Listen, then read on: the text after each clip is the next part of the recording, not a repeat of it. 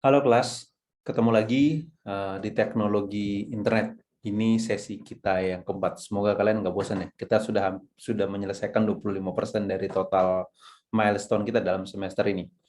Nah, di minggu ini kita akan ngomongin ya saling berkaitan ya dengan sebelumnya ya. Nah, ini dia. Kita akan ngomongin tentang DNS, Domain Name System, Domain Name Server, DNS. Oke. Nah, aturan mainnya, ya saya nggak usah jelasin lagi lah, tapi tetap saya masukkan di dalam video ini, ya kalian tinggal baca atau flashback video yang sebelumnya. Kenapa aturan main ini menjadi penting. Oke, topik kita hari ini ngomongin tentang IP, Internet Protocol. Internet Protocol, bukan intellectual property. Internet Protocol, MAC address, domain hierarchy, dan register domain. Nah, The Story of Internet tahun 70-an dari ARPANET dikatakan bahwa the domain name system is a distributed database with hierarchical structure and serve the best for name resolution process in TCP/IP network. Okay. Domain name system (DNS) converts the name of the website www, misalnya contohnya vpool atau lagi sibuk lagi bosan.com to IP address. Oke. Jadi simpelnya adalah ketika kita ngetik sebuah domain namanya misalkan detik.com, aslinya di belakangnya yang running itu adalah misalkan 65.10.70.55 seperti itu. Tapi kan nggak semua orang akan mau ngingetin nomor-nomor tadi kan. Masa ya saya harus ngingetin 65.10.87 adalah detik, terus 65.7 adalah kompas. Lebih simpel buat saya ngomongin kompas. Jadi fungsi dari DNS itu adalah convert the name of the website to IP address. Itu sama seperti kita manusia, dikasih nama. Nah, itu adalah fungsinya si DNS. Coba kalau kita masing-masing orang dinomorin.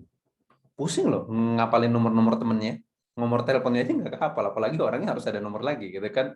Nomor 1115 milik nomor handphonenya adalah panjang banget, gitu kan. Nah, itu fungsinya. Dari DNS. Dikatakan lagi, Domain Name Server atau DNS adalah sebuah sistem yang menghubungkan URL, Uniform Resource Locator, dengan Internet Protocol Address, IP address. Oke. Merupakan database yang berisi daftar informasi host. Format penamaan host pada internet dibuat menurut hierarki berdasarkan level domain. Nah, tadi udah ngomongin hierarki level domain.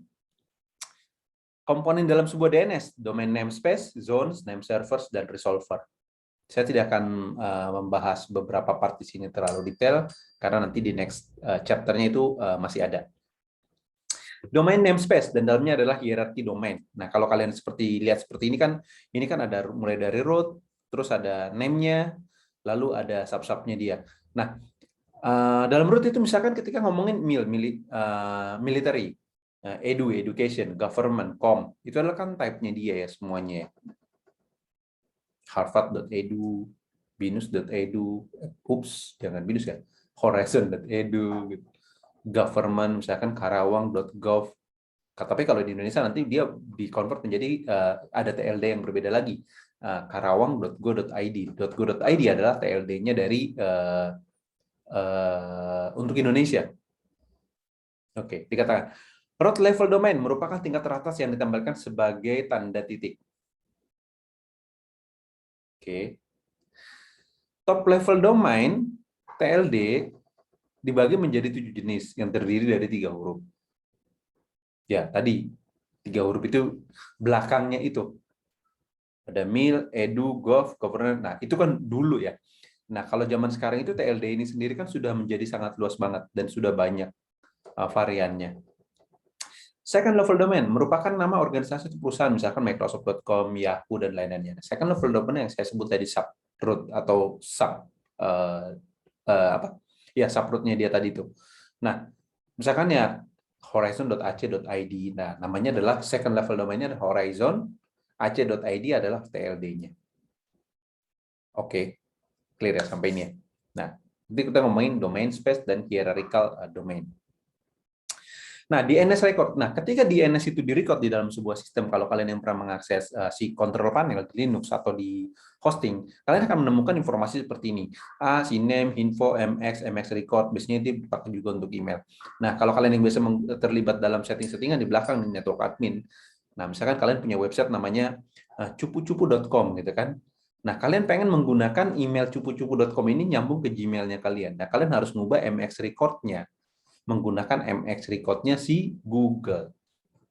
Jadi ketika ada cupu-cupu.com, Google akan mengindeks si cupu-cupu.com ini menjadi partnya dia. Lalu dia akan arahkan email yang masuk itu ke user yang sudah kalian create di cupu-cupu.com. Misalnya. Seperti itu. Oke, kebayang ya? Atau kalau kalian nggak mau seperti itu, boleh juga sih. Kalau kalian nggak menggunakan Google, kalian bisa meng-create namanya webmail sendiri. Bisa juga. Tanpa harus kalian ngotak-ngatik MX record-nya. Karena MX record-nya sudah default ke cupu-cupu.com. Oke. Itu MX record-nya nanti berfungsi sebagai forwarder. Yang tahu alamatnya ini harus kemana larinya. Nah, next kita ngomongin IP address, Internet Protocol. Determine IP. The Internet Protocol is a protocol used to communicating data across a packet switch across a packet switch internet work using the Internet Protocol Suite, also referred to as TCP/IP. In a simple terms, in language that enable communication between computers. Jadi kalau IP itu ya untuk gimana ya ngomongin? Memudahkan nggak sih? Enable, biar antar komputer itu bisa berkomunikasi dengan menggunakan satu protokol yang sama. A set of rules protocol that defines how two computers address each other, send data to each other. Jadi dengan protokol IP tadi bisa didefinisikan bagaimana dua komputer bisa saling mengirim atau menerima data. For this purpose, the Internet Protocol defines addressing method and structure for datagram encapsulation. The first major version of addressing structure now refer as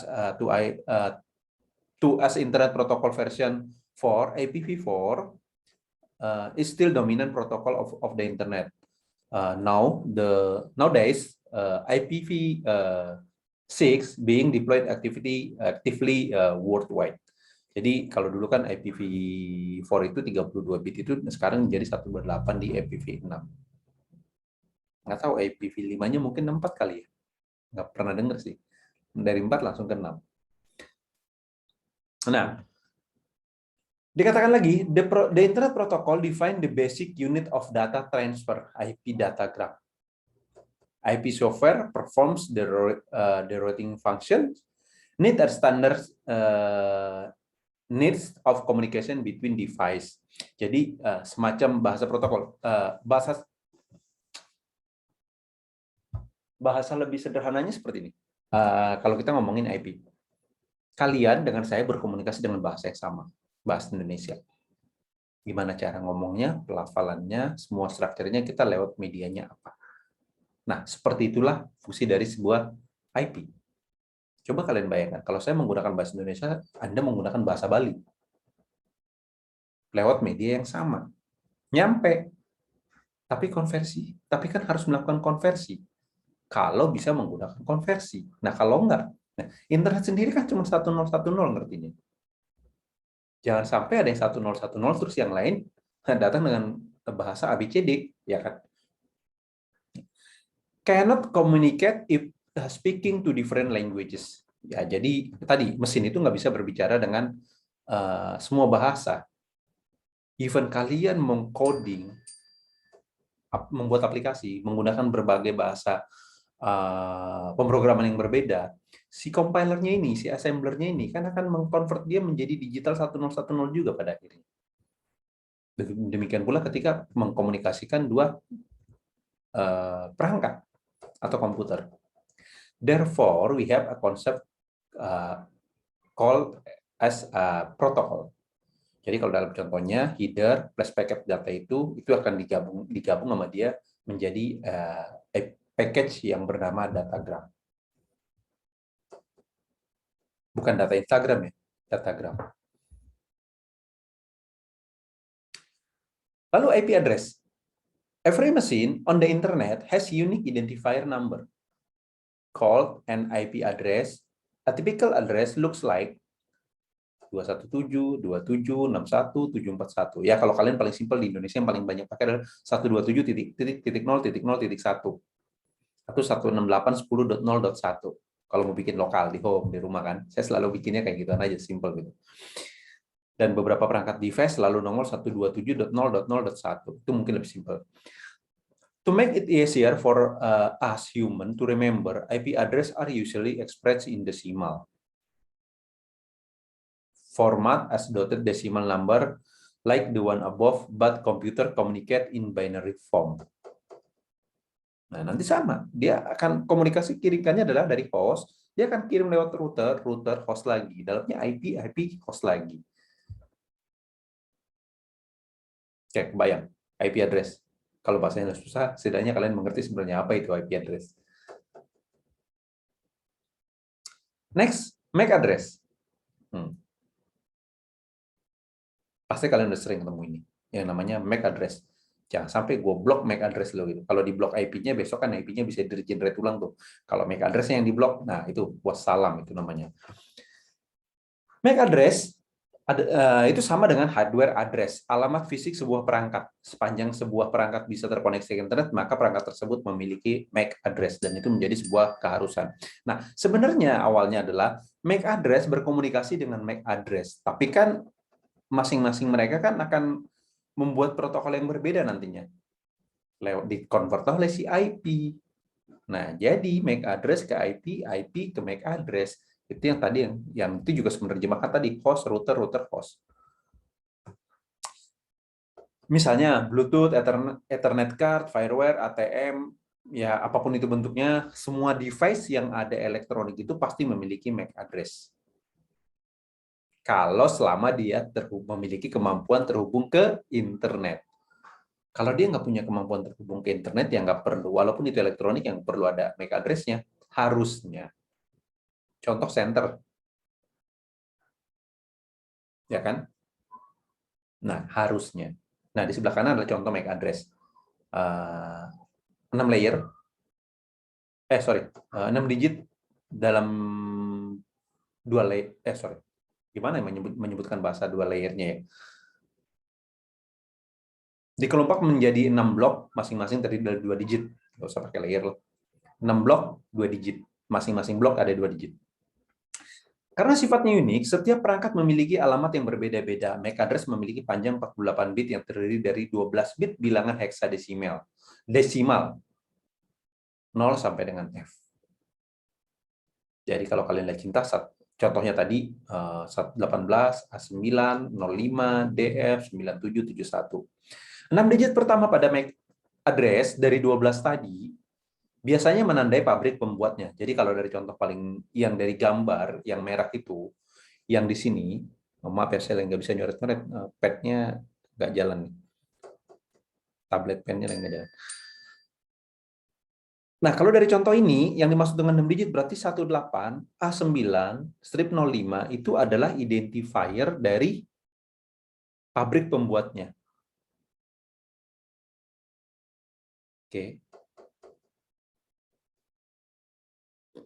12 digit tersebut dikelompokkan menjadi 6. Ya tadi, yang 12 tadi sebenarnya ada di dalam 6 blok, masing-masing blok terdiri dari 2, maka menjadi 12 digit. Dan setiap kelompok dipisahkan dengan tanda titik 2 atau strip. Ya, kalian pernah menemui yang ada titik 2-nya juga kan? Kalau contoh ini kebetulan strip. Kalau seperti dalam gambar, kalian bisa melihat ya contohnya adalah ada yang strip, ada yang titik 2. Oke. Produsen alat elektronik memiliki nomor yang menjadi penanda pabriknya. Penanda khusus ini biasanya dituangkan sebagai 6 digit pertama. Tadi udah kita omongin, penanda khusus ini dinamai organizationally unique identifier. Misalnya Dell memiliki UI 00/14/22. Itu punya Dell. Jadi kalau depannya ada seperti itu MAC address-nya, itu udah bisa dikatakan punya Dell.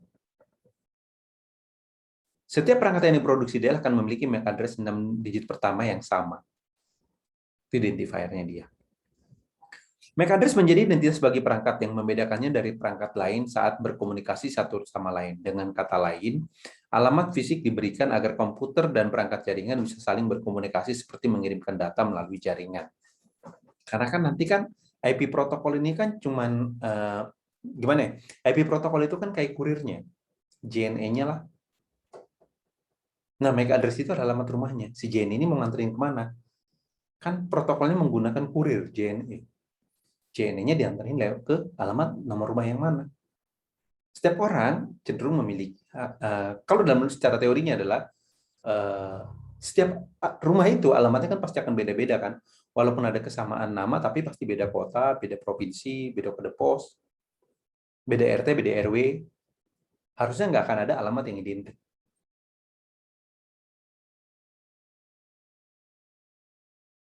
Kebayang ya? Sebenarnya IP address dan MAC address memiliki kaitan satu sama lain. MAC address adalah alamat fisik sebuah perangkat, sedangkan IP address adalah angka 32 atau 128 bit yang berfungsi mengidentifikasi host di jaringannya. Si kurirnya tadi. Kegunaan IP address juga untuk memungkinkan perangkat saling berkomunikasi dengan perangkat lain. Jadi protokolnya lebih mudah. Bayangkan ya, kalau ada dua orang pengirim, terus menggunakan kurir yang berbeda. Kebayang nggak? Protokolnya mereka beda, nggak menggunakan IP. Entah satunya pakai apa, satunya pakai IP. Ketemu nggak nanti? Ya kan? Agar perangkat bisa saling berkomunikasi, maka diperlukan IP. Ya, tadi udah mengulang lagi. Alamat IP akan menerjemahkan MAC address. Alamat IP tersebut akan diterjemahkan oleh MAC address oleh sebuah protokol bernama Address Resolution Protocol, ARP, yang paling depan banget tadi di slide-slide awal. Sehingga komputer perangkat lain bisa saling berkomunikasi. Jadi alamat IP ini akan di-convert oleh si MAC address untuk kebutuhannya dia. Nah, tapi dia juga akan, si MAC address juga akan memberitahukan identifikasi dia ke IP tadi. Biar si IP tadi nggak salah ngirimin, ini harus dikemanain. Ini miliknya siapa? Karena kadang kan kita tahu kan bahwa ketika kalian ngeset, nggak tahu ya kalian udah pernah melakukan itu belum? Kalau kita biasa ngeset jaringan di komputer atau misalnya network, kalau seperti saya dulu di banking, ketika di set IP-nya itu kan kita set IP dulu ya. Laptop ini kan masing-masing laptop di set IP-nya. Ya kan, tapi kan IP itu anytime kan bisa diubah. Ya kan, sudah di set IP-nya, lalu di lock juga MAC address-nya. Jadi IP 127.0.0.1 itu MAC address-nya berapa? 65.ac.2.dd.9.99 dan seterusnya. Nah, nanti di belakang si router maupun firewall dan yang lainnya yang menjaga pintu akses di belakang itu akan nanya, berapa IP-mu? Oh, berarti punya kita nih, orang kita nih, orang dalam. MAC address-nya berapa coba? Nah, kan kayak gitu lagi. Kalau nggak cocok, ya nggak bisa masuk. Bajunya sama aja, tapi dia nggak tahu dalamnya apa, kan nggak dibolehin masuk. Nah, dua-duanya harus sama. Nah, itu biasanya untuk kepentingan security juga. Nah, IP address bersifat logis, bisa dikonfigurasi secara manual, berbeda dengan MAC address yang merupakan alamat fisik dan sudah ditetapkan oleh NIC tadi, oleh si pabrik pembuatnya. IP address selalu berubah atau bisa diubah tergantung jaringan, sedangkan MAC address tidak. IP address berfungsi untuk sebagai mengidentifikasi tujuan komunikasi jaringan. Oke. Sedangkan MAC address bekerja agar perangkat bisa berkomunikasi melewati router yang ada.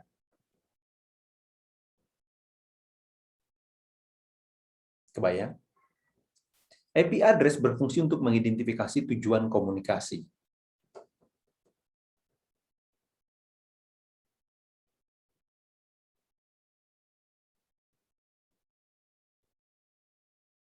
Sedangkan MAC address bekerja agar perangkat bisa berkomunikasi melewati router yang ada. Karena tadi, kalau nggak ada MAC address-nya, sesuatu yang berbau akses ke internet, nggak akan diperbolehkan oleh si router. Kenapa? Karena dia nggak punya identifier, si routernya nggak tahu siapa yang mengakses saya. Karena IP itu sendiri kan cuma apa? Tadi sebagai kurirnya.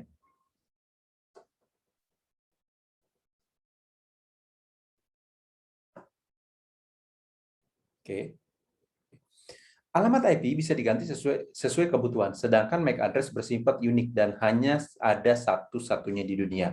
Logikanya, walaupun pada akhirnya MAC address itu sebenarnya bisa diubah dengan cara yang sedikit ekstrim, tapi ketika kalian membuat perubahan itu, MAC address-nya dibuat sama, biasanya kan akan terjadi konflik ya.